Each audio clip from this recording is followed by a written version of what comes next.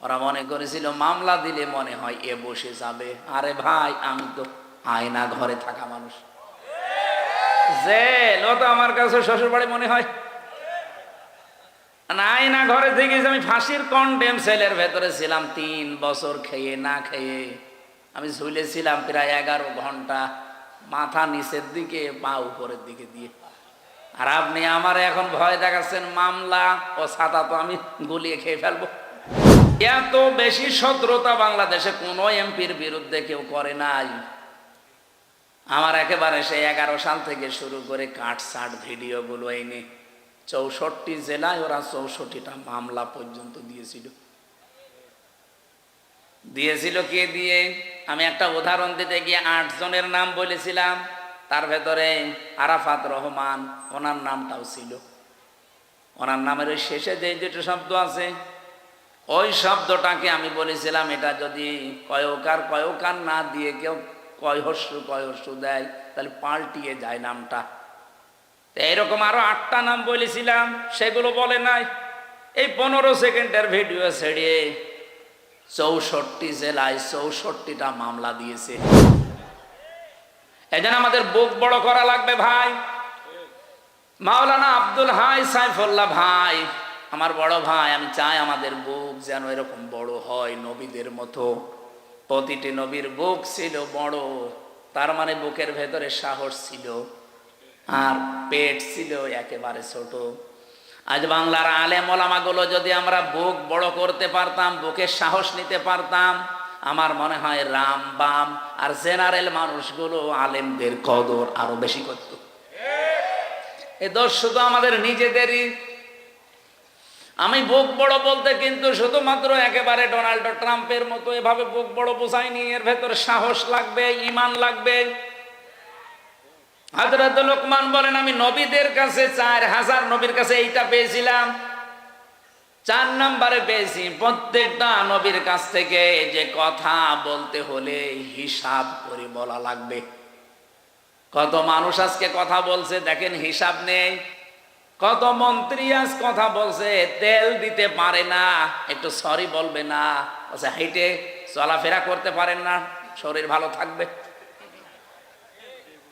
মানে মাথা থেকে পা পর্যন্ত পিটানো দরকার। শয়তান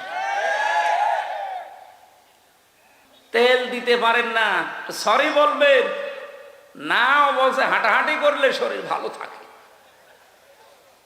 সংসদের মেন গেট থেকে ভেতর পর্যন্ত এতটুকু পথ উনি হেঁটে আসে না, গেটে নামে, এরপরও মানুষের ঘাড়ে হাত দিয়ে যায় ভেতরে।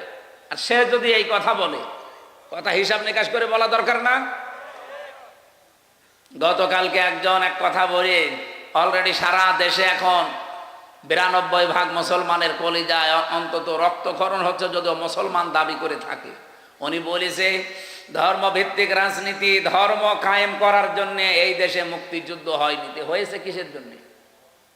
ধর্ম যদি না থাকে দেশে, শুধু ইসলাম ধর্ম বলছি না, প্রত্যেকটা ধর্ম, কোন ধর্ম খারাপ কিছু করতে বলে না। তো ধর্ম যদি না থাকে আপনি কিভাবে থাকবেন, কোন পরিচয়ে থাকবেন বলেন? সুতরাং কথা যারা বলবেন হিসাব করে বলবেন। আজ বাংলাদেশে আমাদের যদি সত্যি বুক থাকতো, আমি যেমন টার্গেট নিয়েছিলাম সংসদে, আমি যদি নির্বাচিত হতে পারি 100 দিনের ভেতরে আমি কুষ্টিয়ার সদর আসনে অন্তত 100 দিনের ভেতরে যতগুলো অফিস আদালত আছে সবগুলো জনবান্ধব করে তুলব। আর এটা করতে গেলে আমি নিজেও জানতাম যে অনেকের মন পাওয়া যাবে না, কারণ যত বড় অফিসার সে তত বড় মুডে থাকে। সবাই চায় যে আমার সবাই জি হুজুর স্যার স্যার এটা করতে থাক। চেয়েছিলাম যে DC, SP, TNO, OC, civil surgeon সহ সরকারি যত প্রতিষ্ঠান আছে এগুলো যেন জনবান্ধব হয়, মানুষ যেন সেখানে যে ভয় না পায়। এই ভয় দূর করার জন্য খালি বারবার এখানে মানুষের সম্পৃক্ততা বাড়ানোর চেষ্টা করলাম। যেই কয়টা জিনিসে হাত দিলাম দেখি না শত্রু হয়ে গেছে। আমি নাম ধরেই বলছি, কুষ্টিয়ার এখন যারা দায়িত্বে আছে এই মানুষগুলো এখন আর আমাকে দেখতে পারছে না, কারণ এদের আতে অলরেডি ঘা লেগে গেছে। হাসপাতালে হাত দিলাম, হাসপাতালের যারা দায়িত্বে আছে এরা এখন আর রাজি না। প্রথম প্রথম বলতো যে হ্যাঁ খুব ভালো কাজ হচ্ছে। বাজারটা মনিটরিং করার জন্য এত অত্যাচার করে মানুষেরা।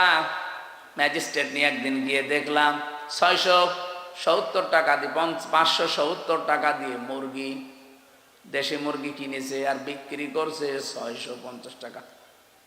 ম্যাজিস্ট্রেটকে বললাম দেখেন তো সর্বোচ্চ লাভ করার কি আছে। উনি বলছে 18 থেকে 20 টাকা। একটা জিনিসে আপনি সর্বোচ্চ 18 থেকে 20 টাকা লাভ করতে পারবেন, আর ও লাভ করছে 1 কেজিতে 80 টাকা। বলতে গেলাম আমি কালার হয়ে গেছি। বলছে এইটা এমপির কাজ না।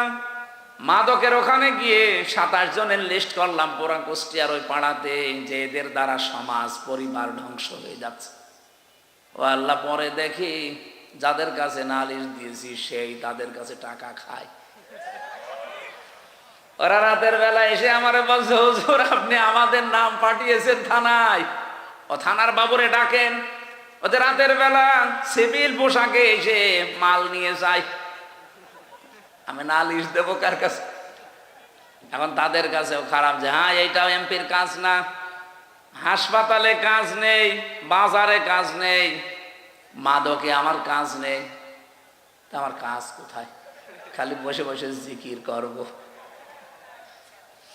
এই মানুষগুলো এখন শত্রু হয়ে যাচ্ছে। যে লোকটা একটু বন্ধু মতো ছিল সাবেক ডিসি, তারে অলরেডি শত্রুতা করে তাড়িয়ে দিয়েছে, কুষ্টিয়া থেকে বদলি করে দিয়েছে। এত বড় অপরাধ করার পরও কোনো অনুশোচনা তাদের নেই। এই মানুষগুলো বুক উঁচু করে মাইকের সামনে বলে আমাদের কথা শোনে না, এই জন্য তাকে আমরা বদলি করে দিয়েছি। লজ্জা। আমি ওই দিনই স্ট্যাটাস দিয়েছিলাম যে সৎ, যোগ্য এবং ভালো মানুষের কদর বাংলাদেশে নেই। যে যত বড় দুর্নীতিবাজ সে এই দেশের তত বড় হিরো। দেশের একেবারে 12টা বাজিয়ে দিচ্ছে যারা, তারাই নাকি এই দেশের এখন সর্বোচ্চ জায়গায়। আমার ভাইরা, আমি যে সিদ্ধান্ত নিয়েছিলাম এগুলো আমি পালন করবই, কারণ আমি কোরআনে কারিম থেকে এটা জানি দুনিয়ার সবাই যদি আমার শত্রু হয়ে যায়, আমি যে বুক বড় করেছি, বুক মানে এই বড় বুক এইটার বলে না, এ বুকের ভেতরে আল্লাহ যে সৎ সাহস দিয়েছে, আমার কুষ্টিয়ার যারা দায়িত্বে আছে এরা কেন সারা পৃথিবী আমার বিরুদ্ধে চলে গেলেও ডন্ট কেয়ার, কিছু মনে করি না।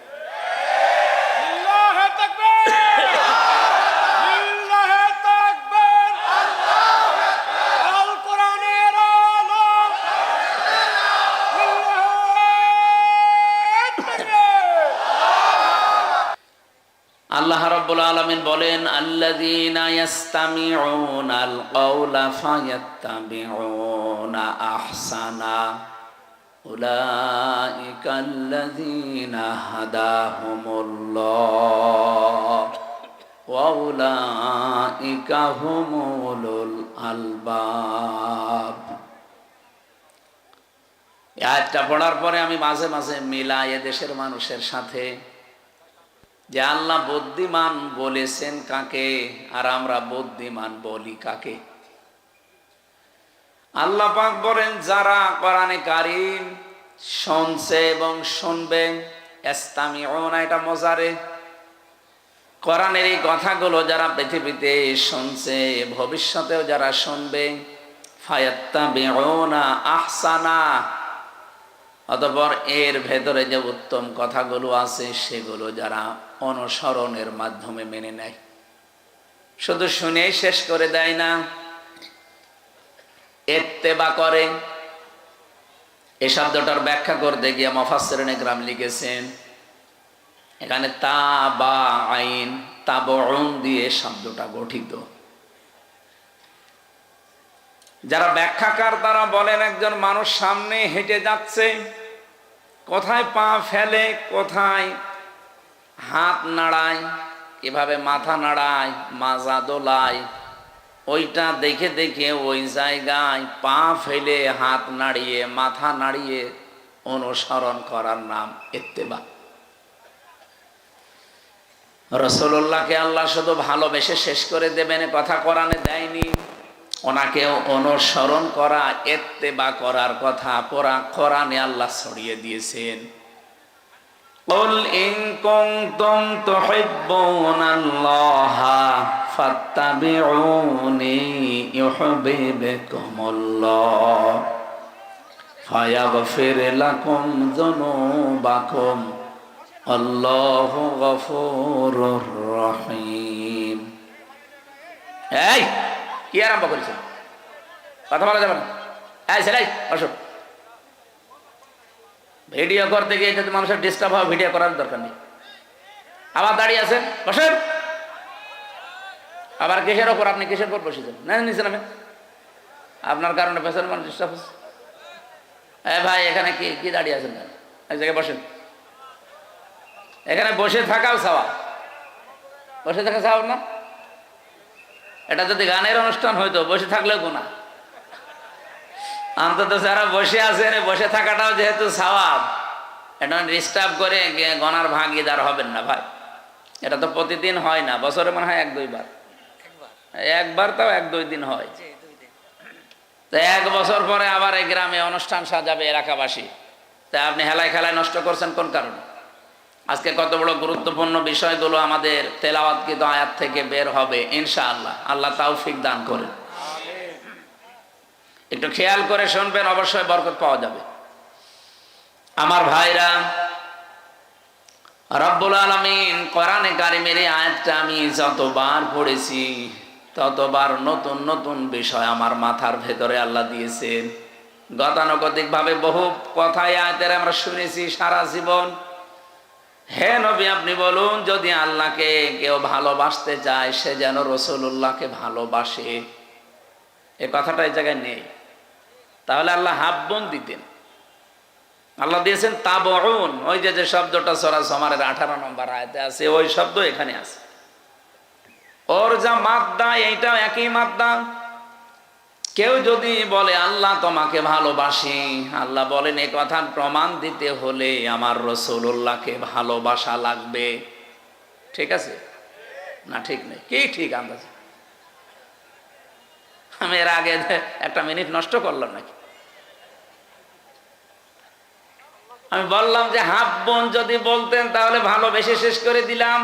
যেমন বেশি ছিল ভালো আবু তালেব, এমনকি আবু লাহাব রাসূলুল্লাহকে ভালোবেসেছিল জন্মে। আপনি দেখেছেন তার জন্মে খুশি হয়ে নিজের বাড়ির কাজের মহিলাকে আজাদ করে দিয়েছে।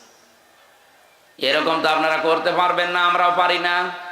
এত বড় স্যাক্রিফাইস করেছে সেই লোকটা, কিন্তু সে ভালোবাসা পর্যন্ত শেষ করে দিয়েছে। রাসূলুল্লাহ যখন অনুসরণের কথা জানিয়েছে তখন সে পাথর মেরেছে। এই কথা বলেন না কেন?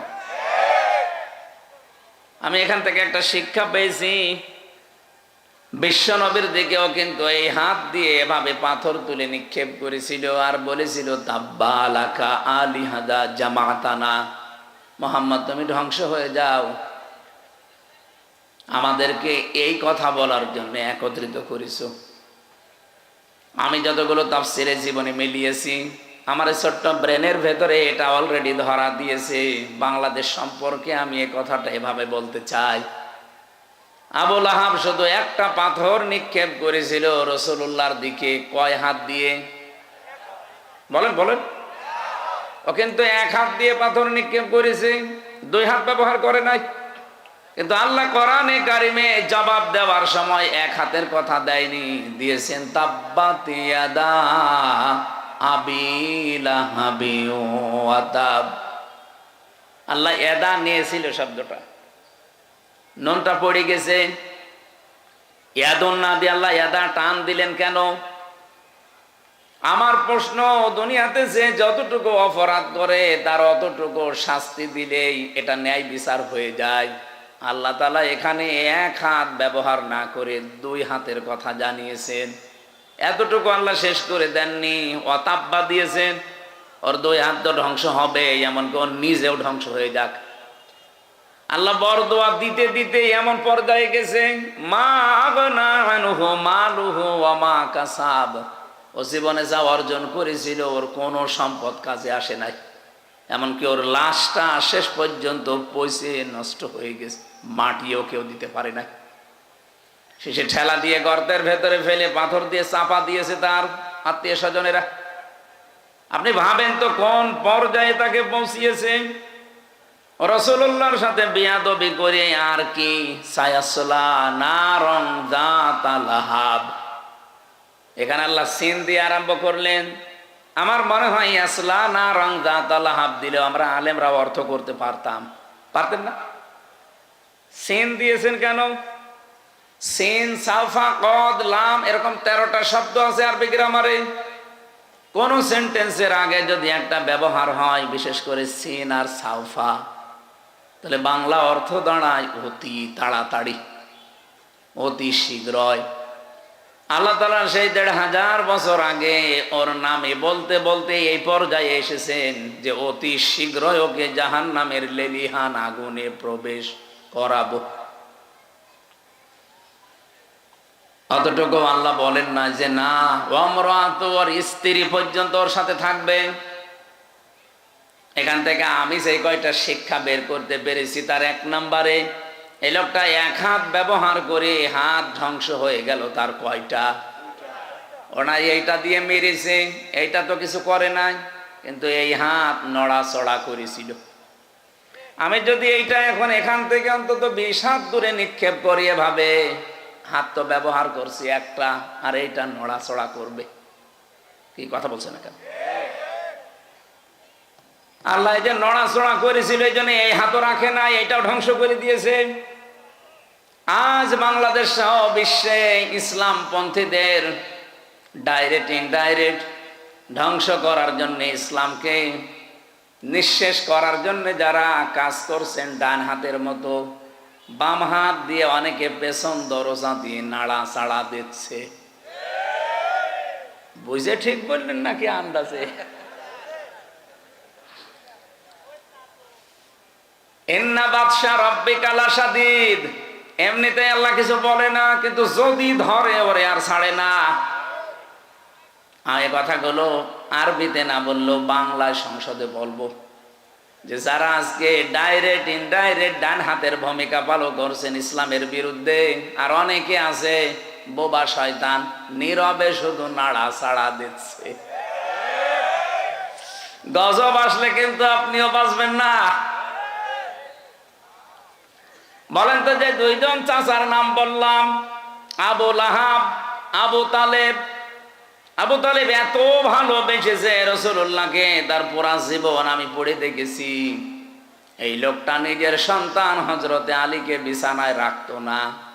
ভাইয়ের ছেলে এতিম মুহাম্মদ রাসূলুল্লাহকে নিজের কাছে নিয়ে ঘুমাতো। আবু তালেব জীবনে এমন কোন জায়গা নেই শরীরের ভেতরে যেখানে রাসূলুল্লাহকে তোলে নাই। কোন সময় মাথায় নিয়েছে, কোন সময় চোমা দিয়েছে, কোন সময় বুকে নিয়েছে, পিঠে নিয়েছে, কোনদিন পায়ের কাছে রাখে নাই। পায়ের কাছে রাখলে অসম্মান হবে, পায়ে লাগতে লেগে যেতে পারে, এই জন্য পায়ের কাছে রাখে নাই। বুখারী শরীফের হাদিস। এই লোকটাকে কিয়ামতের দিন আল্লাহ জাহান্নামের 2টা জুতা পরিয়ে দেবে।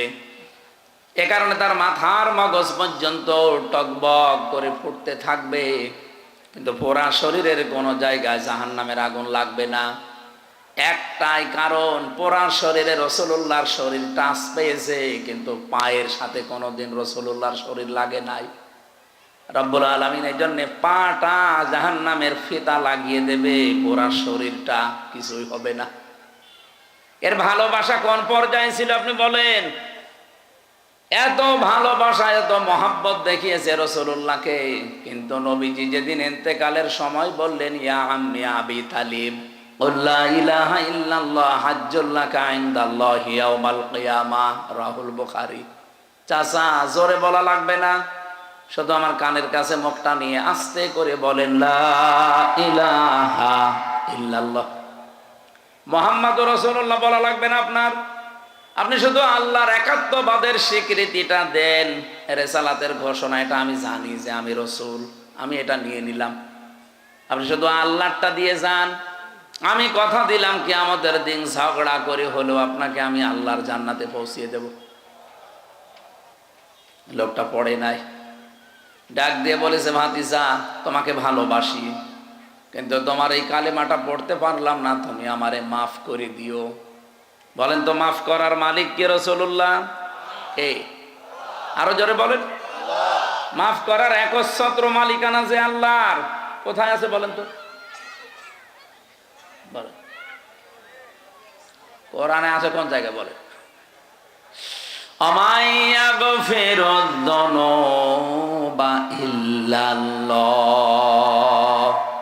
সূরা আলে ইমরানের ভেতরটা মাঝে আছে, রব্বুল আলামিন জানিয়েছেন মাফ করতে পারে গুনাহ শুধুমাত্র আল্লাহ ছাড়া, মাফ করার ক্ষমতা কারো নেই। হ্যাঁ, যদি আপনি হক বলে ইবাদত নষ্ট করেন, এটা আবার আল্লাহর না, এটা বান্দার। আপনি কোনো বৈধ কাজ করা লাগবে, এই জায়গায় যদি ঘুষ নিয়ে থাকেন, আপনি বান্দার হক নষ্ট করেছেন। এই হকটা দুনিয়ায় থাকতে হয় ফেরত দিয়ে যাবেন, নাই কিয়ামতের দিন নেকি দিয়ে ফেরত দেওয়া লাগবে, এরপরে মাফ হবে।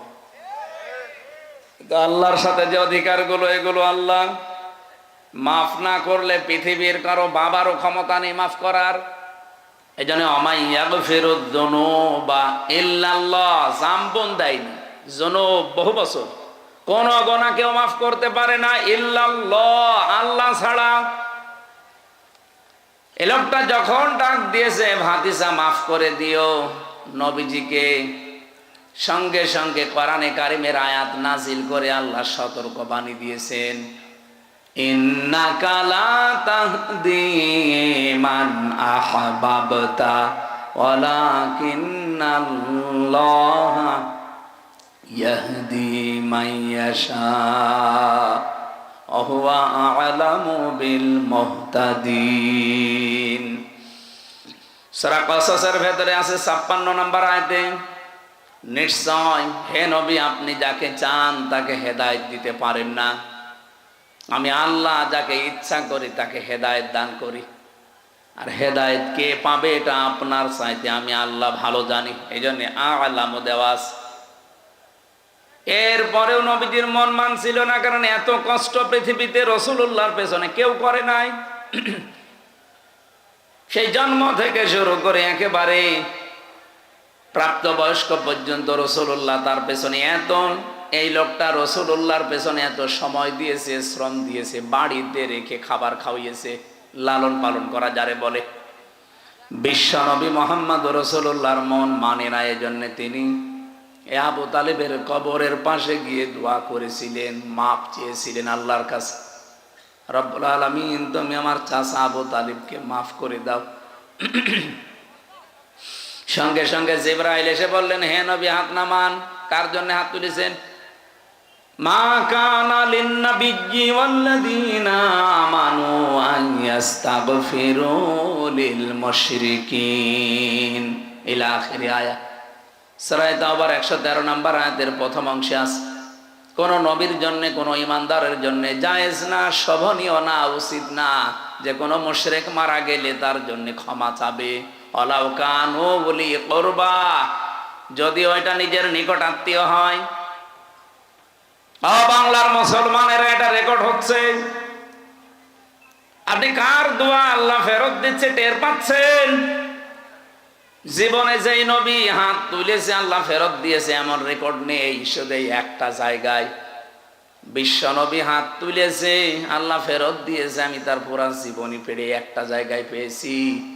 মনের ভেতরে যার কামনা আসলে কবুল হয়ে যেত,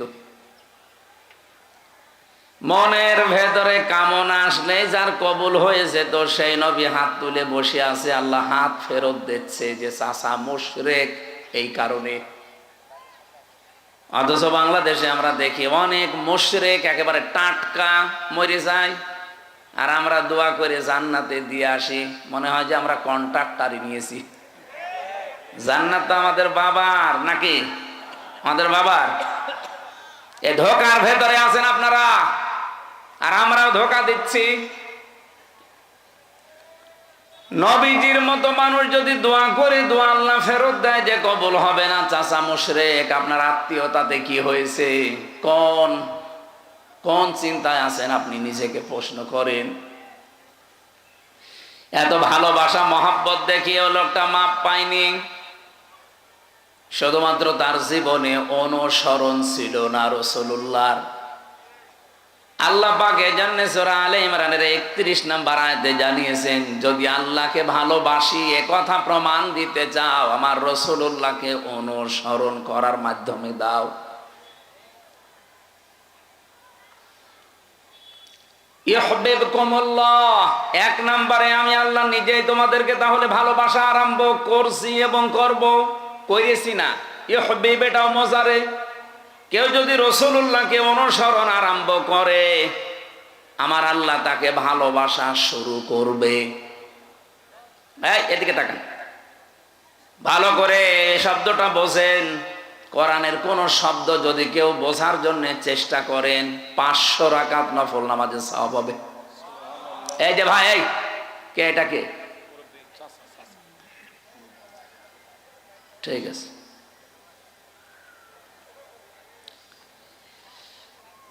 আল্লাহ পাক বলেন আমি যদি কাউকে ভালোবাসা আরম্ভ করি কয়েকটা পুরস্কার তাকে দেই। ওয়াগফির লাকুম যুনুবাকুম আল্লাহু গফুরুর রহিম। এক নম্বরে আমি আল্লাহ নিজে তাকে মাফ করে দিচ্ছি এবং দেব।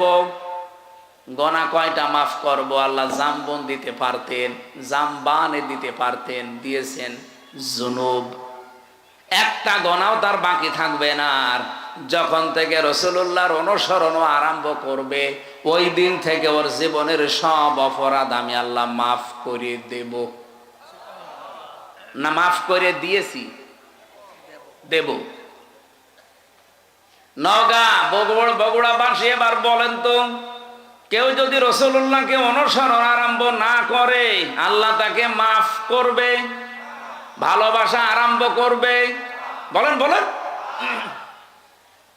এই আয়াতটার ব্যাখ্যা পড়ে আমি যতটুকু বুঝলাম, এই পৃথিবীতে কেউ যদি রাসূলুল্লাহর অনুসরণ আরম্ভ না করে, ও যদি আকাশ দিয়ে উড়িয়েও যায় আল্লাহ ওকে এখনো ভালোবাসা আরম্ভ করেনি। এখন আমার প্রশ্ন ভাই, এই যে অনুসরণটা এটা কি আংশিক না পূর্ণাঙ্গ? বলেন বলেন। বাংলাদেশে বহু মানুষ আমরা রাসূলুল্লাহ অনুসরণ করি ভালোবাসার মাধ্যমে, কিন্তু আংশিক। হয়তো টুপি দিয়ে, জব্বা দিয়ে, দাড়ি দিয়ে, পাগড়ি দিয়ে, দস্তরখানা বিছিয়ে খাবার খাওয়া, এই অনুসরণ আমাদের শেষ। জীবন কি এই শেষ না আরো আছে? আপনাকে তো অনুসরণ করা লাগবে পূর্ণাঙ্গ। এই পূর্ণাঙ্গ অনুসরণের কথাগুলো যখন আমরা বিস্তারিত বলতে চাই তখন যারা ওই আংশিক অনুসরণ করে অভ্যস্ত তারা আমাদেরকে শত্রু মনে করে। আমার কথা মনে হয় বুঝে ফেলেছেন। না বোঝার ভান করে আছেন কারা? হাত তোলেন তো। আপনি এখনো বোঝেননি?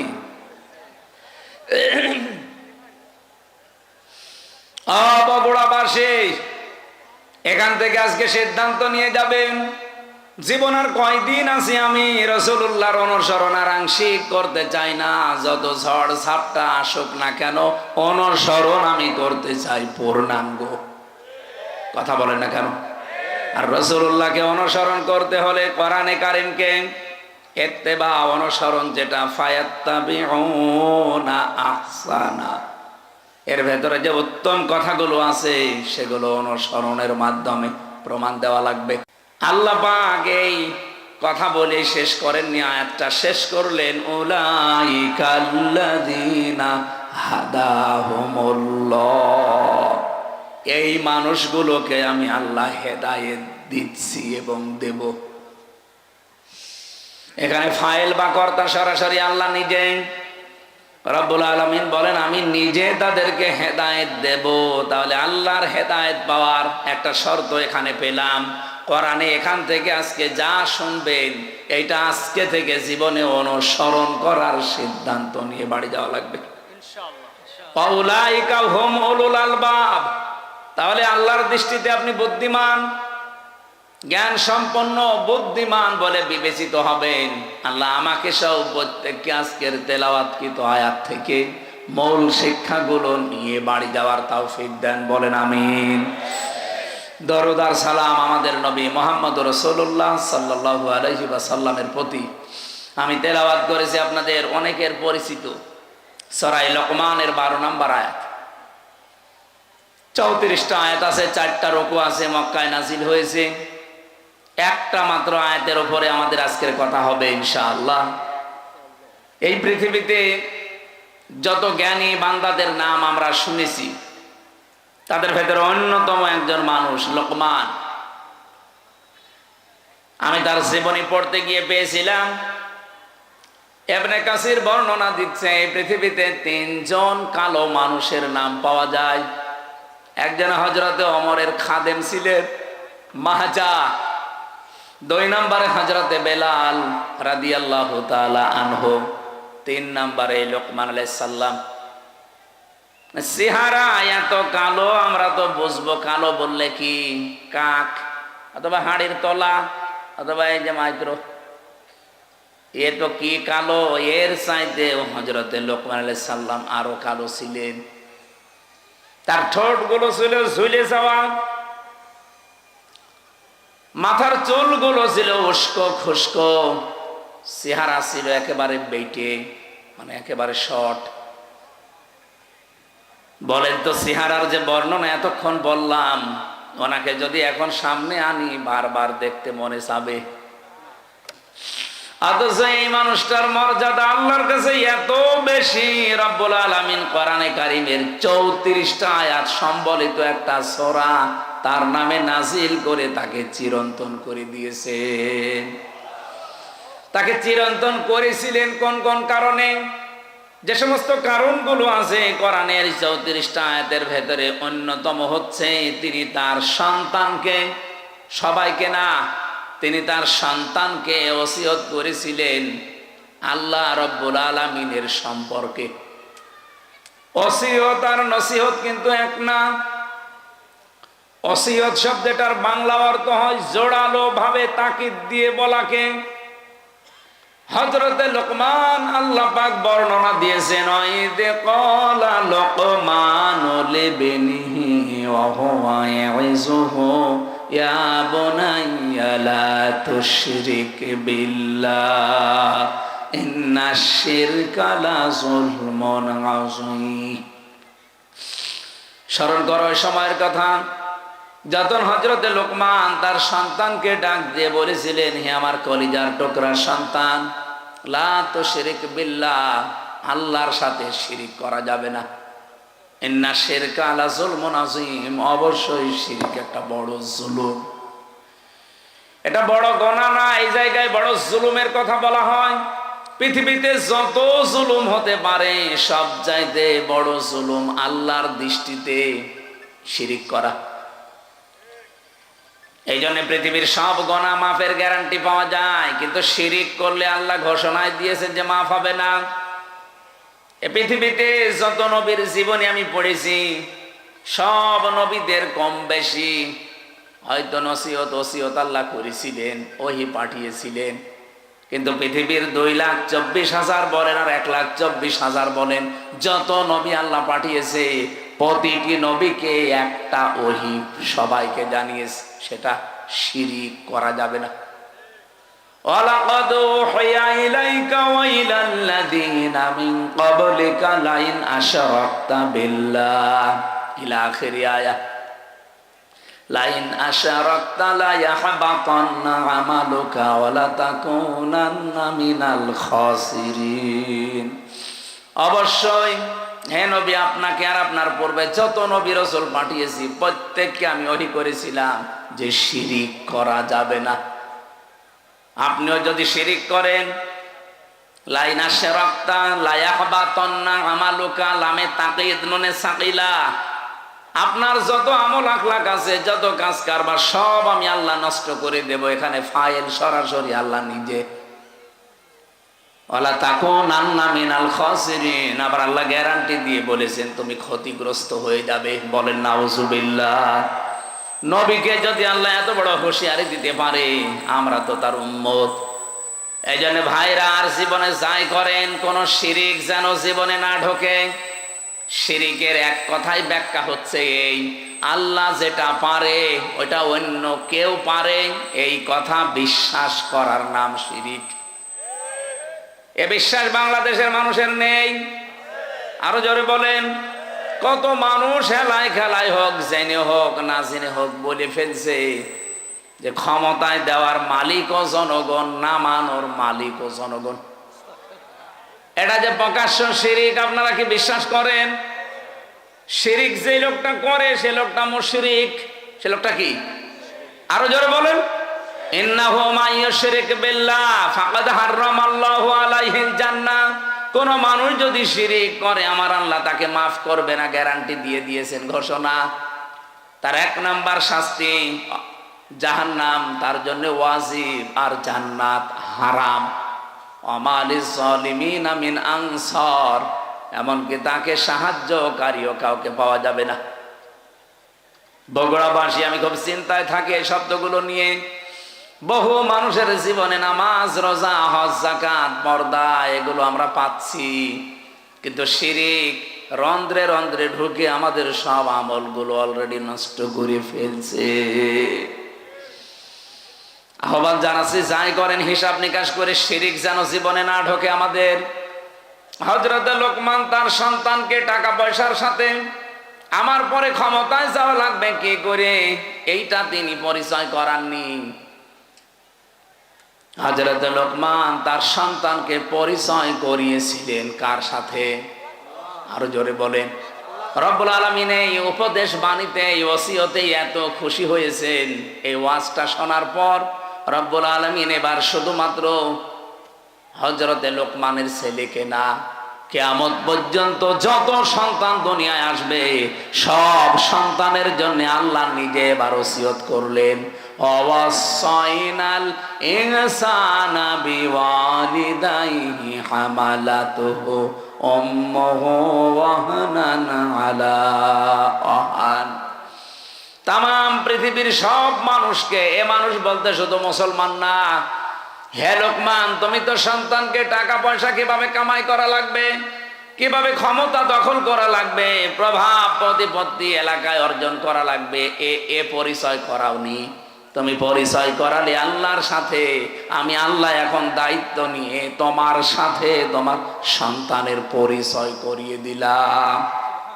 শুধুমাত্র তোমাকে না, অবশ্যইনাল ইনসান আছে। ইনসান মানে শুধু মুসলমান না, ইনসান মানে মানুষ। বলেন তো হিন্দু কি মানুষ না? আরো জোরে বলুন।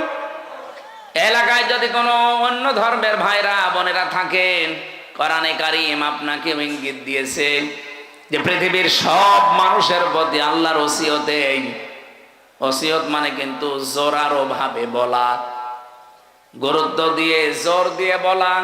আমি আল্লাহ জোর দিয়ে তাম পৃথিবীর সব মানুষকে বললাম, পিতা মাতা যাদের আছে তাদের সাথে ভালো ব্যবহার করা লাগবে।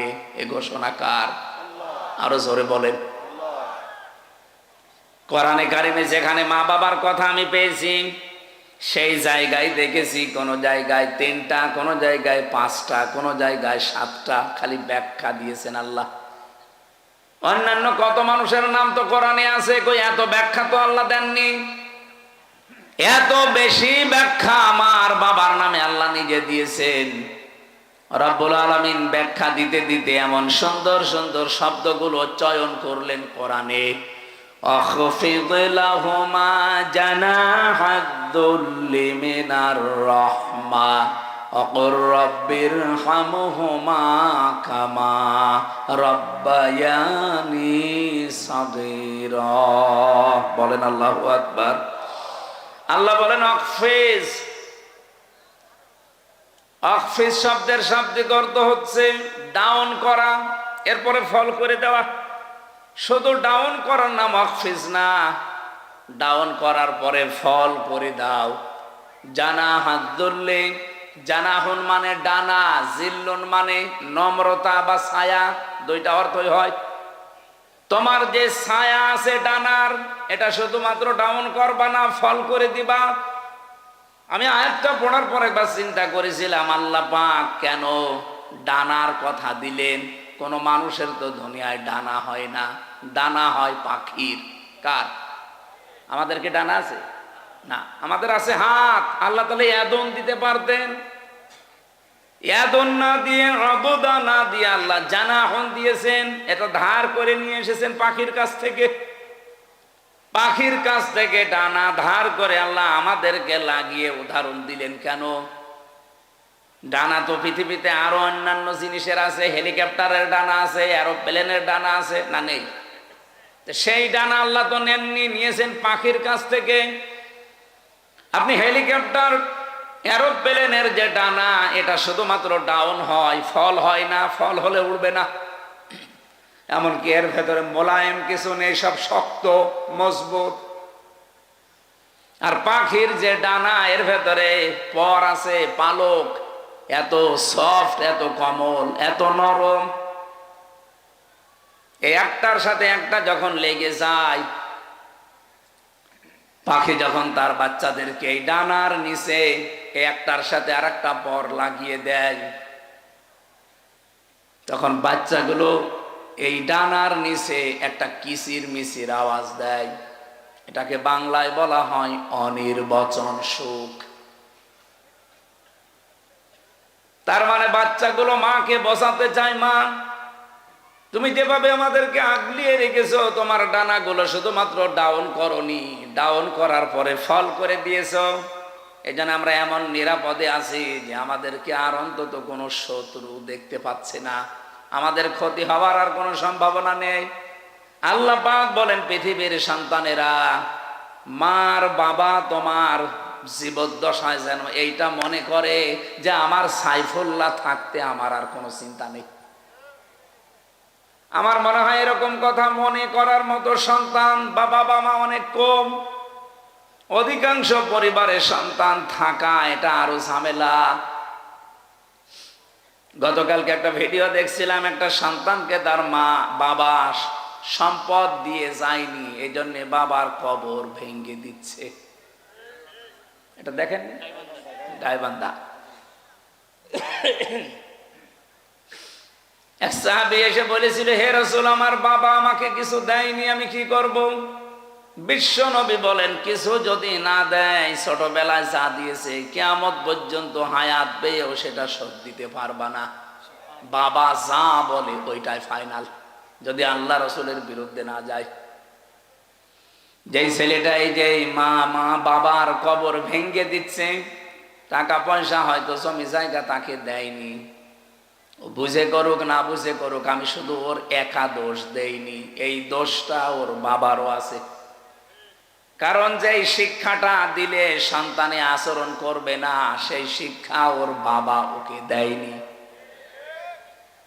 যেই শিক্ষা দিলে আল্লাহর পরে মার বাবার স্থান এটা জানা যায়, ওই রকম শিক্ষাগুলোই মনে হয় আপনাদের এলাকায় বিভিন্ন জায়গায়। সাইফুল্লাহ ভাই বলছিলেন প্রায় 17টা কয়টা বক্তব্য চালু আছে, 11টা 13টা।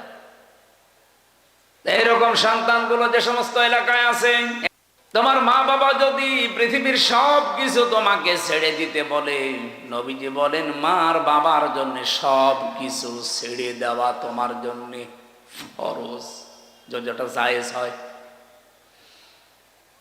এখানে একটা মাসলা আছে, যেহেতু আলেমরা বসে আছেন, মায়ের কথা শুনে কিন্তু স্ত্রীকে তালাক দেওয়া জায়েজ নেই।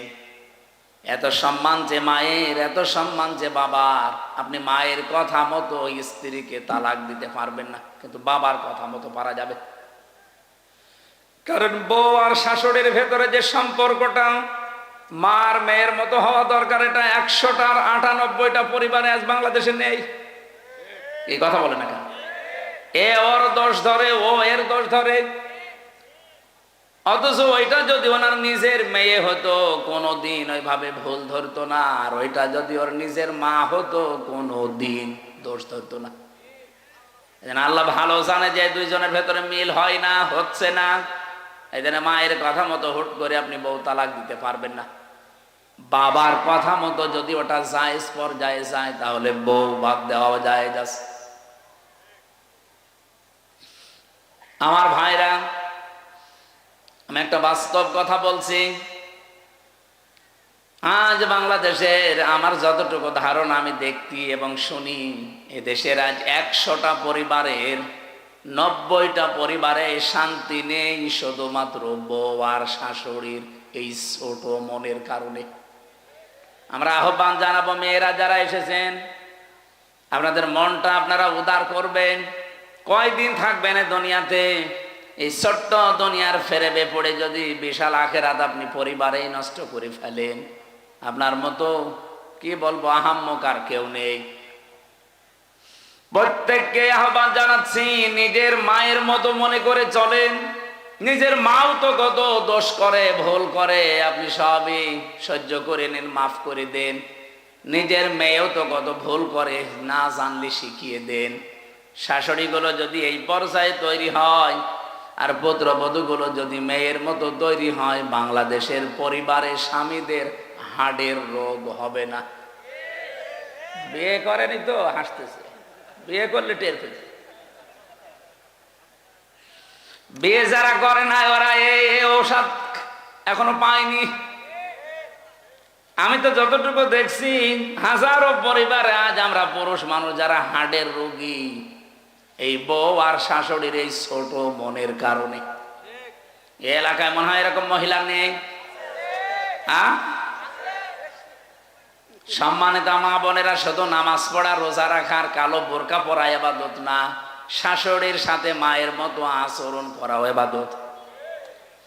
পুত্রবধূর সাথে নিজের মেয়ের মতো আচরণ করা, এটা ইবাদত। আপনি কিন্তু জালেম হয়ে মরবেন। এই শাশুড়ি যারা কিছু হলেই শুধু ছেলের কানে কানে তুলে দেয়, এটা তাল লাগায়, এর কারণে ছেলেটারও তার বউকে দেখতে পারে না, পরিবারে অশান্তি হয়, মেয়েটা অশান্তিতে থাকে। এই শাশুড়ি এরকম মন যাদের আছে, এরকম আচরণ যারা করেন, আপনি কিন্তু জালেম হয়ে মরবেন। এরকম শাশুড়ি কার বাড়িতে আছে একটু হাত তোলেন দেখি। এই এলাকায় তো ভালো মানুষ সব, যাক আলহামদুলিল্লাহ, অনেক ভালো এলাকা।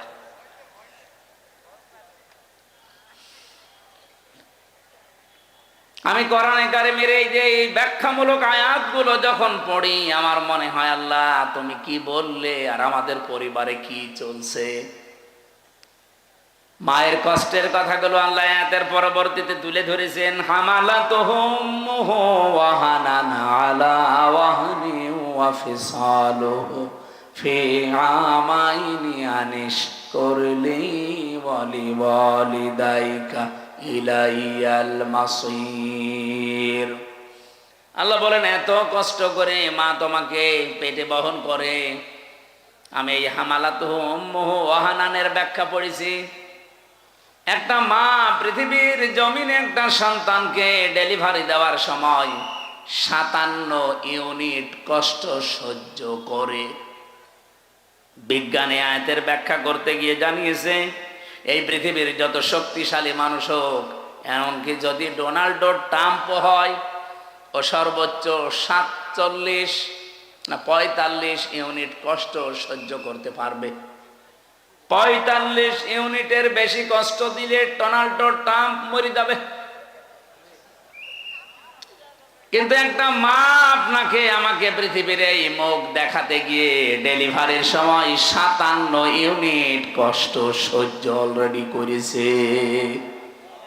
এই কষ্ট সহ্য করার সময় সে সিদ্ধান্ত নিয়ে ফেলেছিল যে এই পৃথিবীতে যদি এই আমির হামজা, এ গোলাম রব্বানি, এ আকরাম এ সুন্দরভাবে খালাস হয়ে যায়, তাহলে জীবনে আর স্বামীর কাছে যাব না। কিন্তু আমির হামজা যখন দুনিয়ায় আসে, আকরাম যখন দুনিয়ায় এসে যায়, আকরামের হামজার চেহারা দেখার পরে এই যে কষ্টটা 10 মাস 10 দিনের ডেলিভারির, আল্লাহ বলেন সব আমি মুছে ফেলে দেই। আমরা যারা সন্তান আছি, আমাদেরকে যেহেতু পরিচয় আল্লাহ করিয়ে দিচ্ছেন মার বাবার সাথে, এই পৃথিবীতে আমরা জানি আল্লাহ পাক বাদে কারো আইন মানা জায়েজ। ওয়াকাদা রাব্বুকা আল্লা তা'বুদু ইল্লা ইয়্যাহু ওয়া বিল ওয়ালিদাইনি ইহসানা। আল্লাহর আইন মানা কি? সবাই বলেন। আর মা বাবার আইন মানা না, না ফরজ না। মা বাবার আইন মানা ফরজ না। ওয়া বিল ওয়ালিদাইনি ইহসানা, মা বাবার সেবা করা ফরজ। আর যার মা বাবা তার সেবা করা ফরজ। কথা বোঝা গেছে? যার মা বাবা, সে নারী হোক আর পুরুষ হোক, তার সেবা করা ফরজ। অন্য কেউ যদি না করে তার গোনাহ হবে না, হ্যাঁ সে যদি দায়িত্ব পালন করে তাহলে তার সওয়াব হবে। অনেক শ্বশুর আছে, শাশুড়ি আছে, আন্দাজে মন খারাপ করে, হ্যাঁ ইসলামী মাইন্ডের পরিবার থেকে বৌমা নিয়ে আসলাম, আমার খেদমত করে না। আরে বৌমা আপনার খেদমত করবে কোথায় পেয়েছেন আপনি? আপনার খেদমত যদি করা দায়িত্ব হয়ে থাকে, ফরজ হয়ে থাকে, এটা আপনার সন্তানের। তো ঠিক বললে তো হচ্ছে না, কারণ বহু সন্তান আমরা চাই। আমি আছি, রব্বানি আছে, আব্দুল হাই আছে, হাজারো সন্তান আমরা চাই আমার মা বাবার যে সম্মান আমরা তো জানি, তাদের সেবা করা, তাদের খেদমত করা। কিন্তু অধিকাংশ পরিবারে আমরা পারি না আমাদের বোর কারণে। কি কথা বললেন না কেন? এটা তো রেকর্ড হচ্ছে, আমার ম্যাডামও মনে হয় শুনবে, শুনুক, আমার আর কোনো ভয় নেই। মানে এখন আমরা এমপি তো আর ভয়। আমি চাই তারাও যেন অন্তত এটা মেনে নিতে পারে। আমরা অধিকাংশ মানুষ আজ হার্টের রোগী হয়ে যাচ্ছি, হার্ট অ্যাটাক করে মানুষ মরতেছে। মির্জা আব্বাস এখন আছে, কি হবে আল্লাহ জানে, মরে যেন না যায়। অন্তত জীবনের একটা আশা যে মাননীয় স্পিকার এ কথা বলবে। এখন তো সিঙ্গাপুরে যে অবস্থা, যদি মরে যায় ওখানে তো আবার সে পাটোয়ারি চলে আসতে পারে।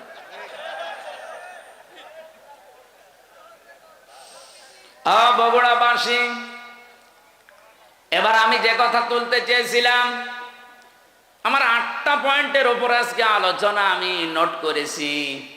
রব্বুল আলামিন যে 3 জন কালো মানুষের নাম বললাম তাফসিরে, এটা মারিফুল কোরআনে পাবেন। এই 3 জন কালো মানুষের ভেতরে হযরতে লোকমান একজন।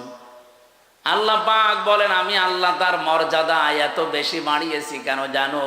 ওয়ালাকাদ আতাইনা লোকমানাল হিকমাতা, অবশ্যই আমি লোকমানকে জ্ঞান দিয়েছিলাম, হিকমা দিয়েছিলাম, আর তাকে এই কথা বলে দিয়েছিলাম, আনিশ করলি ওয়ামাই ইয়াশকুর ফাইন্নামা ইয়াশকুরু লিনাফসি, আনিশ করলিল্লাহ, যে আমি আল্লাহর শুকরিয়া আদায় করো, কৃতজ্ঞ হও। যে ব্যক্তি আল্লাহর শুকরিয়া আদায় করে সে যেন নিজের জন্যই করে। ওমান কাফারা ফাইন্নাল্লাহা গনিয়্যুন হামিদ, কোন মানুষ যদি পৃথিবীতে আল্লাহর শুকরিয়া আদায় না করে, কুফরি করে, অকৃতজ্ঞ হয়ে যায়, সে যেন মনে রাখে আমার আল্লাহ মুকাফেক্ষিহীন, প্রশংসিত। এটা আমরা তেলাওয়াত কিতা আয়াতের বাংলা অর্থ ছিল।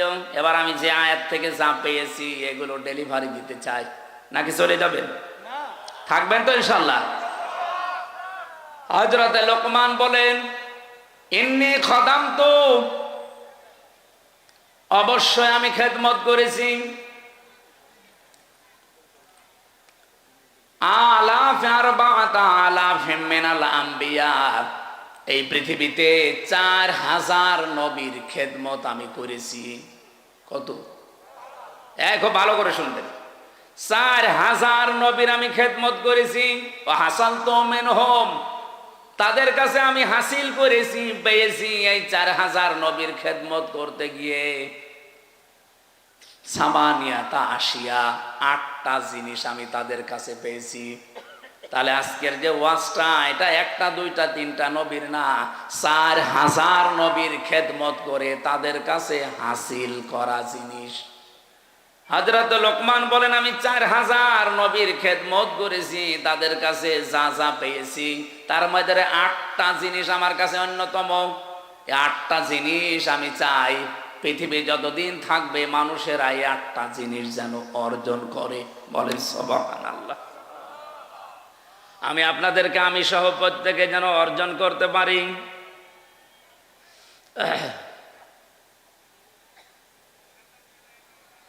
বারবার কল মানুষ দেয়, মানুষের খুব বিবেক আছে, সময় জানে যে আলোচনা করে। 1 নম্বরে 8টা শিক্ষার ভেতরে আমি পেয়েছি নবীদের কাছ থেকে যে নামাজের ভেতরে মন তৈরি করা লাগবে। কিসের ভেতরে? প্রশ্ন আসতে পারে, সব নবীর না জামানায় কি নামাজ ছিল? হ্যাঁ, হযরতে আদম আলাইহিস সালাম থেকে শুরু করে মুহাম্মদুর রাসূলুল্লাহ পর্যন্ত যত নবী আল্লাহ দুনিয়াতে পাঠিয়েছেন, প্রত্যেক নবীকে আল্লাহ পাক কম বেশি সেজদার হুকুম দিয়েছিলেন। হ্যাঁ, তাদের হয়তো এভাবে 5 ওয়াক্ত ছিল না, কিন্তু সেজদা দেওয়ার নিয়ম ছিল, কারণ সেজদা ছাড়া কেউ আল্লাহর নিকটবর্তী হতে পারে না। অসজুদ ওয়াকতারিব, সেজদা দাও, আল্লাহর নিকটবর্তী হয়ে যাও। আদম আলাইহিস সালাম তাওবা করার মাধ্যমে উনি যে ফজরের 2 রাকাত নামাজ স্বামী আর স্ত্রী মিলে আরাফাতের ময়দানে পড়েছিলেন, আমরা তাফসিরের কিতাব থেকে হাদিস থেকে যেটা পেয়েছি, রব্বুল আলামিন আদমের প্রতি 350 বছর পরে এত খুশি হয়েছিলেন এই 2 রাকাত নামাজের সেজদায়। কিয়ামত পর্যন্ত উম্মতে মুহাম্মদী যারা আসবে তাদেরকে আল্লাহ এই 2 রাকাত নামাজ ফরজ করে দিয়েছেন। ওই দিন হযরত আদম আলাইহিস সালাম যে দোয়া করেছিলেন, এই দোয়াটা আল্লাহর কাছে এত বেশি পছন্দনীয়, এত বেশি ভালো লেগেছে, আল্লাহ ডাক দিয়ে বলেছিলেন, আদম, কিয়ামত পর্যন্ত তোমার সন্তানাদি যারা আসবে তারাও যদি কোনো ভুল করে অপরাধ করে এই দোয়াটা পড়ে, আমি আল্লাহ তোমার মতো সন্তানদেরকেও মাফ করে দেব। আদমের সন্তান আমরা যারা জবান খুলে পড়েন, রব্বানা যালামনা আনফুসানা ওয়া ইল্লাম তাগফির লানা ওয়া তারহামনা লানাকুনান্না মিনাল খাসিরিন। ফজরের নামাজের যে 2 রাকাত, এটা আদম আলাইহিস সালাম থেকে পাওয়া। জোহরের নামাজের যে 4 রাকাত হযরত ইব্রাহিম আলাইহিস সালাম থেকে পাওয়া। আসরের নামাজের যে 4 রাকাত হযরত উসাইর আলাইহিস সালাম থেকে পাওয়া। মাগরিবের নামাজ যে 3 রাকাত হযরত আইয়ুব আলাইহিস সালাম থেকে পাওয়া। এশার নামাজ যে 4 রাকাত, এটা হযরত আয়েশার কারণে স্পেশাল ভাবে আল্লাহ মুহাম্মদুর রাসূলুল্লাহকে দিয়েছেন। রব্বুল আলামিন বলেন, হযরত লোকমান, তাকে আমি আল্লাহ জ্ঞান দিয়েছিলাম, হিকমা দান করেছিলাম। এই জ্ঞান পাওয়ার পরে তার প্রথম কাজ হয়েছে সে শুকরিয়া আদায় করেছে আল্লাহর। তাহলে এখান থেকে কয়েকটা শিক্ষা পাওয়া যায়। জ্ঞান যারা পাবে, জ্ঞানী তো আল্লাহর দৃষ্টিতে তারা যারা আল্লাহর কাছে নত হবে, নম্র হবে, শুকরিয়া আদায় করবে আল্লাহর নিয়ামতগুলোর। তা আমাদের আচরণটা পুরা উল্টা। একটা ভিডিও দেখছিলাম আজকে আসার সময়, নৌকা নিয়ে পার হয়ে যাচ্ছে একজন, 2 জন শিক্ষিত মানুষ। মাঝিকে নৌকা যখন একেবারে নদীর মাঝে, অনেক সুন্দর সুন্দর কথা শোনাচ্ছে মাঝি, তুমি আমাদের বাবা, তুমি আমাদের দাদা, বাবা দাদা খালু যা বলার সব বলছে, যে শুধুমাত্র নদীটা আস্তে আস্তে পার করো। এ কথাগুলো শুনতে শুনতে বেশ নদীটা লোকের মতো হয়ে গেছে। এতদিন যাদেরকে বাপ বলতো, দাদা বলতো, খালু বলতো, এখন তাদেরকে শালা বলছে। এমনকি বৈধ জিনিস পর্যন্ত তারা মানতে চাচ্ছে না। তার মানে ক্ষমতায় না থাকলে মানুষ যতটুকু নম্র হয়, ভদ্র হয়, কৃতজ্ঞতা আদায় করে, ক্ষমতা পেয়ে অনেক মানুষ অহংকারী হয়ে যায়। হযরত লোকমান এইটা হননি। অনেক জ্ঞান পাওয়ার পর, এটা যেটা আল্লাহর একটা নিয়ামত, এই পৃথিবীর শ্রেষ্ঠ নিয়ামতের ভেতরে, এটা পাওয়ার পরে তিনি শুকরিয়া আদায় করেছিলেন, কৃতজ্ঞতা আদায় করেছিলেন, কৃতজ্ঞ হয়েছিলেন আল্লাহর কাছে। রব্বুল আলামিন বলেন, লাকাদ আতাইনা দাউদা ওয়া সুলাইমানা ইলমা।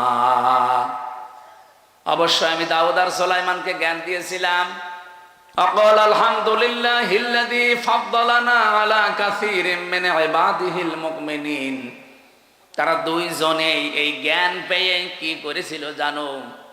আকাল আলহামদুলিল্লাহিল্লাযী ফাদ্দালানা। তারা 2 জনের শুকরিয়া আদায় করেছে ওই আল্লাহ। ওনারা বলছে, ওই আল্লাহর শুকরিয়া আদায় করছি আমরা, যিনি আমাদেরকে জ্ঞান দিয়েছেন, আমাদের মর্যাদা দিয়েছেন। মেনে আলা কাসীরিম মিন ইবাদিহিল মুমিনিন, এই পৃথিবীতে বহু মুমিন বান্দাদের উপরে আমাদের মর্যাদা যিনি বাড়িয়েছেন, তার দরবারে আমরা শুকরিয়া আদায় করছি। তাহলে জ্ঞান পাওয়ার পরে জ্ঞানী মানুষদের আচরণ হওয়া দরকার, তারা নত হবে আল্লাহর দরবারে, দরবারে ইলাহিতে তারা আরো নম্র হবে, ভদ্র হবে, মাথা নত করবে। আর আমাদের মুসলমান আমরা দাবি করে দেখছি আমাদেরটা পুরা উল্টা। লোকমান আলাইহিস সালাম 4000 নবীদের কাছে যেই কথাগুলো শিক্ষা পেয়েছিলেন তার 1 নম্বরে বলেন যে সেজদা দেওয়া লাগবে, জীবনে নামাজ, এটা যেন কেউ না ছাড়েন। প্রত্যেক নবী যেহেতু এটা পেয়েছিলেন। 2 নম্বরে তিনি বলেন আমি এই শিক্ষাটা নবীদের কাছ থেকে পেয়েছি, যদি কেউ কারো বাড়িতে প্রবেশ করেন সে যেন উকি ঝুঁকি না দেয়। আজ আমাদের সামাজিক জীবনে এটা আছে না নেই? বেশ ভালো মানুষ মনে হয়, বাড়িতেও ঢোকে, সালাম দিয়েই ঢোকে, ঢোকার পরে শয়তান তারে দখল করে নেয়, বাড়ির ভেতরে শুধু এদিকে ওদিকে উকি ঝুঁকি দেয়। উনি বলেন 4000 নবীর খেদমত করে আমি এইটা পেয়েছি যে কারো বাড়িতে ঢুকলে উকি ঝুঁকি দেওয়া যাবে। কথা বুঝেছেন? অনেক মানুষ চালাকি করে আমি দেখি, বাড়িতে বাড়ির বাইরে দাঁড়িয়ে সালাম দেয়, আসসালামু আলাইকুম। এটা দেওয়ার পরে জিজ্ঞাসা করে, করতে করতে বাড়ির ভেতরে প্রবেশ করে সব দেখা শেষ। না, এই চালাকি করা যাবে না, কোরআনের নিষেধ। ইয়া আইয়ুহাল্লাযীনা আমানু লা তাদখুলু বুয়ুতান গায়রা বুয়ুতিকুম হাত্তা তাস্তানিসু ওয়া তুসাল্লিমু আলা আহলিহা। রব্বুল আলামিন বলেন, হে নবী, ইমানদারদেরকে বলেন নিজের ঘর হোক আর অন্যের ঘর হোক, সালাম দেওয়া অনুমতি ছাড়া কারো বাড়িতে যাওয়া, এটা আমাদের আজ সামাজিক জীবনে আছে। বলেন বলেন, এটা আল্লাহ যেন আমাদের মেনে চলার তৌফিক দেন, বলেন আমিন। এটা অনেকেই হেলায় খেলায় নষ্ট করে, আমলটা করতে চায় না। না, এটা কোনো অনেক গুরুত্বপূর্ণ বিষয়, কোরআনে আল্লাহ যেহেতু দিয়েছেন। বহু মানুষ এই ছোট্ট আমলটার ভেতরে, এরপরে আমি কিছু আয়াতের ব্যাখ্যা পড়ে তাফসিরে দেখেছি, আজ যারা নিজেদের স্ত্রীকে প্রথম 1 বছর 1.5 বছর 2 বছর ভালো লাগে, কিন্তু এরপরেই দেখি সংসার আর টেকে না, নিজের বউর চাইতে অন্যের বউ দেখলেই কেমন যেন ভালো লাগে। এরকম মানুষ দেশে নেই? আপনি আছেন এরকম? এই রোগ দেশে আছে না নেই বলেন তো? প্রথম কিন্তু ভালোই লাগে। কালকেও একটা বিচার এসেছিল আমার কাছে, প্রায় রাত 10:30 পর্যন্ত এটার বিচার আমি করেছি। একজন মাওলানা, আমি নাম নিলাম না, উনি এসে ওনার স্ত্রী সহ 2 জনই এসেছে। স্ত্রীর অভিযোগ হচ্ছে যে এমপি সাহেব, এ স্বামী আমারে প্রথম বিয়ের 3 মাস 4 মাস 6 মাস 1 বছর খুব ভালোবেসেছে, কিন্তু এখন যেন আমার দিকে ওর আর মন নেই। মাওলানা আমারে আস্তে করে বলছে যে হ্যাঁ আসলে তো কথা একেবারে মিথ্যা না, প্রথম প্রথম ভালোই লাগতো, কিন্তু এখন আমার অন্যের বউ দেখলেই ভালো লাগে, আমারটা আর ভালো লাগে না। মানে এটা একটা রোগ, এ রোগের ঔষধ আছে না নেই? বলেন বলেন। قل للمؤمنين يغضوا من أبصارهم ويحفظوا فروجهم ذلك أزكى لهم إلى آخر آية। হে নবী, মুমিন পুরুষদেরকে বলেন তারা যদি এই 2টা ঔষধ খেতে পারে, 1 নম্বরে আপনি চক্ষুকে নিম্নগামী করবেন, 2 নম্বরে লজ্জা স্থানের হেফাজত করবেন। হ্যাঁ, বহু ডাক আসবে, বহু ষড়যন্ত্র চক্রান্ত শয়তান বিছিয়ে রাখবে। এই 2টা ঔষধ যদি কেউ মাত্র 1টা মাস একটু পালন করতে পারেন, আল্লাহর কসম আমি এই আয়াতের বিশ্বাস নিয়ে বলছি, আপনার নিজের বউ ভালো লাগবে, অন্যের বউ তখন আপনার কাছে খারাপ লাগবে। 1টা মাস একটু করে দেখেন, চক্ষুকে নিম্নগামী করবেন, যেটা দেখা জায়েজ নেই ওইটা দেখবেন না, আর নিজের লজ্জার স্থানটা একটু বাঁচিয়ে রাখেন। 1 মাস 6 মাস 1 বছর না, 1 মাস যদি এভাবে একটু কন্টিনিউয়াস করা যায়, আল্লাহর সাহায্য আসবে। তখন আর এই হাজারো পরিবারে যে সংসার আজ ভেঙে যাচ্ছে এইটাও বন্ধ হবে। এখানে যারা এরকম রোগী আমরা আছি, আমরা যেন রোগ মুক্ত হতে পারি, আল্লাহ তৌফিক দেন, বলেন আমিন। সত্যি করে বলেন তো, এরকম রোগ আছে কার? কোন এলাকায় ওয়াজ করতে আসলাম গো? এটা সব আল্লাহর ওলি। এরকম কোন রোগী তো এলাকায় নেই। এটা শুধু পুরুষের ক্ষেত্রে না, মেয়েদের ক্ষেত্রেও। আজ হাজারো পরিবারে খালি ডিভোর্স ডিভোর্স আর ডিভোর্স চলছে, এই একটা মাত্র কারণে। নিজের চোখের হেফাজত নেই। 2 নম্বরে লজ্জা স্থানের হেফাজত করে না। স্বামী বাড়ি না থাকলে বহু মহিলা আছে আল্লাহকেও ভুলে যায়, স্বামীকেও ভুলে যায়। এই 2টা জিনিসের গ্যারান্টি একটু নেন। আমি আশা করছি আপনাদের আমাদের যেসব রোগটা আছে এই রোগকে আল্লাহ পুরাপুরি নিরাময় করে দেবেন, বলেন আমিন। 3 নাম্বারটা বলছি, হযরত লোকমান বলেন আমি 3 নাম্বারে পেয়েছি, খাবার যদি খেতে বসো একেবারে সব সাবাড় করে ফেলবা না। প্রতিটি নবী এই শিক্ষাটা আমি নবীর খেদমত করে পেয়েছি 4000 নবীর কাছে। তারা কোনোদিন যা খেতে বসেছে সব সাবাড় করেনি। এই জন্য প্রত্যেক নবীর বুক ছিল বড় আর পেট ছিল ছোট। আমরা এমন উম্মত, আমাদের কোনো বুক নেই, শুধু পেট। আমি সংসদে আমার ডাইনে বামে সামনে পেছনে যেখানেই তাকাচ্ছি শুধু ভড়ি আর ভড়ি, খালি আমারই ভড়ি নেই। আমার বামে যেটা ওইটা ভড়িয়ালা, ডাইনে যেটা ওইটা ভড়িয়ালা। নাম নিলাম না, আপনি দেখতে পাবেন কালকে পরশু দিনই কি ভড়ি গো। মাঝে মাঝে আমার মনে হয় আল্লাহ এদের ভড়ি দেখে তো মহিলারা লজ্জা পাবে। ছেলে মেয়ে হয় আমাদের আর ভড়ি হয় এর। কি পেট, আখেরি পেট। নবীদের এরকম পেট হয়নি কেন? কারণ নবীরা 3টা সুন্নাত আদায় করে খাবার খেতেন। 1 ভাগ খাবার, 1 ভাগ পানি, আর 1 ভাগ হজম করার জন্য খালি রাখতেন। এই জন্য নবীদের পেট বড় হয়নি, বড় হয়েছে বুক। তাদের এই বুক বড় হওয়ার কারণে তারা জালেমদের সামনে মাথা নত করে নাই, সত্য বলতে ভয় পায় নাই। 5 নম্বরে উনি বলেন আমি পেয়েছি নবীদের কাছ থেকে সব সময় আল্লাহকে সঙ্গে রাখা লাগবে। 6 নম্বরে আমি পেয়েছি এই পৃথিবীতে কবরের চিন্তা করা লাগবে। 7 নম্বরে আমি 2টা জিনিস অর্জন আর 2টা জিনিস বর্জন পেয়েছি। 7 নম্বরে পেয়েছি সব সময় মানুষ যেন অন্তত মরা লাগবে এই চিন্তাটা মাথায় নিয়ে ঘোরে। যখনই চিন্তা হবে যে মরা লাগবে, ওর দ্বারা দুর্নীতি করা সম্ভব না। সর্বশেষ আমি 8 নম্বরে প্রত্যেক নবীর কাছে এটা পেয়েছি যে জীবনে আমাদের যেন কোনো বিষয়ে অহংকার না আসে। আল্লাহ পাক এই 8টা জিনিস 4000 নবী এগুলো শিখিয়েছে। উনি বলেন হাসল তো আমি হাসিল করেছি, পেয়েছি মিনহুম এই নবীদের কাছ থেকে সামানিয়াতা আশিয়া। এই 8টা জিনিস কিয়ামত পর্যন্ত দুনিয়া যারা আসবে তারা যেন এই 8টা জিনিসকে ফলো করে চলতে পারে, আমরাও যেন পারি, বলেন আমিন। ওমা ইয়াশকুর ফাইন্নামা ইয়াশকুরু লিনাফসি। আল্লাহর কোনো লাভ নেই, এভাবে শুকরিয়া আদায় করে চলতে পারলে লাভ আমাদেরই। কারণ আমার আল্লাহ 2টা নাম এখানে দিয়েছেন, গনিয়্যুন হামিদ। উনি মুখাফেক্ষিহীন এবং প্রশংসিত। আমরা যদি কেউ দুনিয়ায় প্রশংসা আল্লাহর না করি, আল্লাহর ক্ষমতা হারিয়ে যাবে, বলেন বলেন। সুতরাং আল্লাহ পাক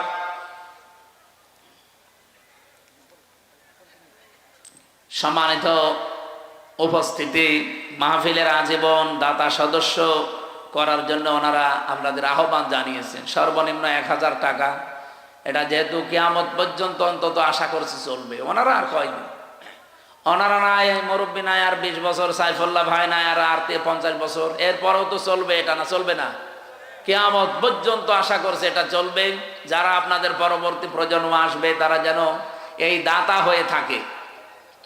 আমরাও বিভিন্ন জায়গায় অলরেডি দাতা হয়ে আছি, আমার যতটুকু সামর্থ্য আছে। আপনারা সর্বনিম্ন 1000 টাকা করে, আমার মনে হয় যদি 313 জনের একটা টার্গেট আছে না, ওই রকম থাকলে 3 লাখ 3.5 লাখ টাকা এমনি উঠে যাবে। আপনারা এই কাজটা করে যাবেন এখানে যারা আছেন, যদি পারেন। এখন তো রাত 12টা বাজে, এখন আর মোবাইল নাম্বারটা দিয়েছেন মাওলানার কাছে, অথবা মসজিদে যারা বসে আছে ওনাদের কাছে দিয়ে যাবেন। আল্লাহ আমাদের তৌফিক দিন ভালো কাজে সাহায্য করা, আল্লাহুম্মা আমিন। রব্বানা যালামনা আনফুসানা ওয়া ইল্লাম তাগফির লানা ওয়া তারহামনা লানাকুনান্না মিনাল খাসিরিন। হে বিশাল আসমান জমিনের মালিক, রাত 12টা বাজে, তাহাজ্জুদের সময় আরম্ভ হয়ে গেছে। বগুড়া জেলার আদমদিঘি থানায় আমরা বসে আছি। হাজার হাজার বান্দা বান্দি আমরা এই গভীর রজনী পর্যন্ত কোরআনের কিছু কথা শুনেছি। যতটুকু শুনেছি আল্লাহ এতটুকু তুমি আমল করার তৌফিক দাও। 4000 নবী থেকে তোমার বান্দা হযরত লোকমান যে শিক্ষাগুলো পেয়েছিলেন তিনি আমাদেরকে অলরেডি জানিয়ে দিয়েছেন। আমাদের প্রত্যেকের জীবনে 8টা শিক্ষা তুমি বাস্তবায়ন করে দাও। এ বিশাল আয়োজনে যদি খুশি হয়ে থাকো, সওয়াবগুলো তুমি নবীজির রওজায় পৌঁছিয়ে দাও। দুনিয়ার মাটির নিচে যারা ঘুমিয়ে গেল আল্লাহ কবরে এদেরকে মাফ করে দাও। রব্বুল আলামিন, তোমার বান্দা তোমার গোলাম আব্দুল হাই, তোমার নামের সাথে নাম আছে মোহাম্মদ সাইফুল্লাহ। তার জীবনের যত ভালো কাজ আছে এগুলো কবুল করো। অন্যায় যদি মানুষ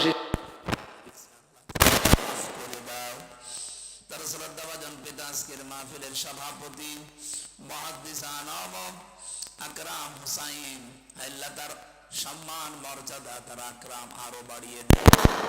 আমাদের প্রধান অতিথি মাননীয় জাতীয় সংসদ সদস্যকে কবুল করো। যত আলেম ওলামা এখানে এসেছে, মাওলানা গোলাম রব্বানী, মাওলানা হোসাইন মাহফুজ সহ প্রত্যেকটি আলেমকে আলেম হিসাবে কবুল করে নাও। আমাদের জীবনের যাদের অভাব আছে দূর করে আমাদের স্বভাবগুলো মুহাম্মদ রাসূলুল্লাহর মতো বানিয়ে দাও। সম্মানিতা মা বোন যারা এসেছে আল্লাহ তুমি তাদেরকে খাদিজার মতো আয়েশার মতো বানিয়ে দাও। স্বামী সংসারে যাদের অশান্তি আছে শান্তি দান করো। অনেক পরিবারে শান্তি নেই, শান্তির লেশ মাত্র নেই, পরিবারটা জাহান্নামের মতো লাগে। আল্লাহ মেহেরবানি করে তোমার সালাম নামের খাতিরে পরিবারে শান্তি দিয়ে দাও। আল্লাহুম্মা আনতাস সালাম ওয়া মিনকাস সালাম তাবারাকতা ইয়া যাল জালালি ওয়াল ইকরাম। রব্বুল আলামিন, এই এলাকার মাঠের নিচে যারা ঘুমিয়ে আছে, কি সুন্দর সুন্দর প্রতিষ্ঠান করেছে, তারা দেখলেই চোখটা জড়িয়ে যায়। রব্বুল আলামিন, যারা কবরে আছে এদেরকে তুমি জান্নাতুল ফেরদাউস নসিব করো। সাল্লু আলাইহি ওয়া আলিহি সুবহানাকা লা ইলমা লানা ইল্লা মা আল্লামতানা ইন্নাকা আনতাল আলিমুল হাকিম।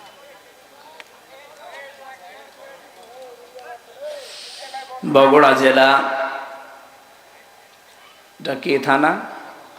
আদমদিঘি থানার অন্তর্গত বাইতুল হুদা জামে মসজিদ প্রাঙ্গণে চাটখইর তাফসীরুল কোরআন মাহফিলের সম্মানিত সভাপতি, হাজারো আলেমের উস্তাদ, আমার মুরব্বী মুহাদ্দিস আনম আকরাম হুসাইন হাফিজাহুল্লাহ, আতালাল্লাহু উমরাহু ওয়া বারাকাল্লাহু ফি হায়াতি। মাহফিলের প্রধান অতিথি মাননীয় জাতীয় সংসদ সদস্য বগুড়া 3 জনাব আব্দুল মহিদ তালুকদার। এতক্ষণ যিনি আলোচনা রাখলেন কিশোরগঞ্জ থেকে আগত ইসলামিক চিন্তাবিদ, মুফাসসিরে কোরআন, আন্তর্জাতিক কারি, মুফতি কারি শফিউল্লাহ, হায়াতে তাজ্জেবা সিহাতে কুল্লিয়া কামনা করছি আল্লাহ যেন দান করেন। আলোচনা রেখেছেন শায়েখ আব্দুল্লাহ বিন আব্দুর রাজ্জাক। আগামীকাল যারা আসবেন, বিশেষ করে সারা বাংলাদেশের পরিচিত একজন আলোচক, ইসলামিক চিন্তাবিদ, মুফাসসিরে কোরআন, অধ্যক্ষ মোশতাক হোসাইন, মোশতাক ফয়েজি, পীর সাহেব নাগাইশ দরবার শরীফ কুমিল্লা। আলোচনা রাখবেন আগামীকাল মুফতি রেজাউল করিম আবরার। আরো যে সমস্ত মানুষের নাম আছে ওনারা আসবেন ইনশাআল্লাহ। যার মাধ্যমে এ পর্যন্ত এসেছি আমার প্রাণ প্রিয় প্রতিষ্ঠান ইসলামী বিশ্ববিদ্যালয় কুষ্টিয়া, ওখানকার প্রাক্তন ছাত্র, ইসলামিক চিন্তাবিদ, মুফাসসিরে কোরআন, আপনাদের এই গ্রামের কৃতি সন্তান, শ্রদ্ধাভাজন বড় ভাই জনাব মাওলানা আব্দুল হাই মোহাম্মদ সাইফুল্লাহ।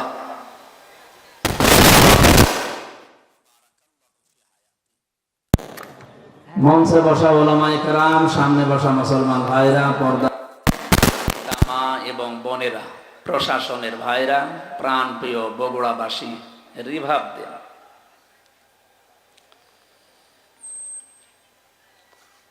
আমরা যতগুলো কথা সেই মাগরিবের পর থেকে শুনতেছি বিভিন্ন ওলামায়ে কেরামের মুখে, আল্লাহ যেন আমল করার তৌফিক দেন, হেদায়েত পাওয়ার জন্য। আল্লাহর নিকটে যারা বুদ্ধিমান, এই মানুষগুলোর পরিচয় আমরা কোরআনে কারিমে পেয়েছি। এলাকায় যেহেতু এটার সংসদীয় আসন বগুড়া ৩, আমার মনে হয় ৪.৫ লাখ ৫ লাখ মানুষ এই আসনে বাস করে। সবাই কোরআনের জন্য এখানে আসে না। আল্লাহর দৃষ্টিতে বুদ্ধিমান কারা এবং আল্লাহ হেদায়েত দেবে কাদের তিনি নিজে, সে কথা সূরা জুমারের ১৮ নম্বর আয়াতে আছে।